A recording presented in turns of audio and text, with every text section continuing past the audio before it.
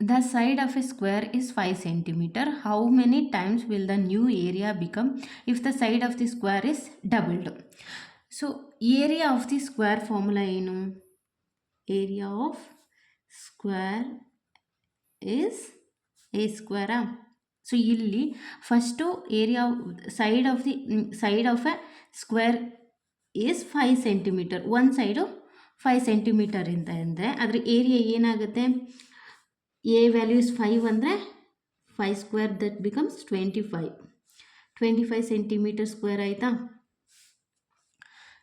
Next how many times will the new area become if the side of the square is doubled.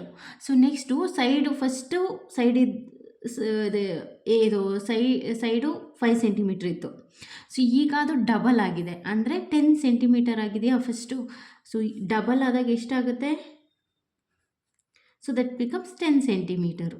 So 10 centimetre ಅಂದರೆ ಈಗ A value ಎಷ್ಟಾಯಿತು? 10 square ಮೀನ್ 100 ಆಯಿತಾ? 100 centimetre ಸ್ಕ್ವೇರಾ? So 25ನ how many times we need to multiply to get 100? 4 ಟೈಮ್ಸಾ? 25 into 4 ಅಂದರೆ 100 centimetre square ಬರುತ್ತಾ? So ಎಷ್ಟು ಟೈಮ್ಸ್ ಡಬಲ್ ಆಗಿದೆ? 4 ಟೈಮ್ಸ್.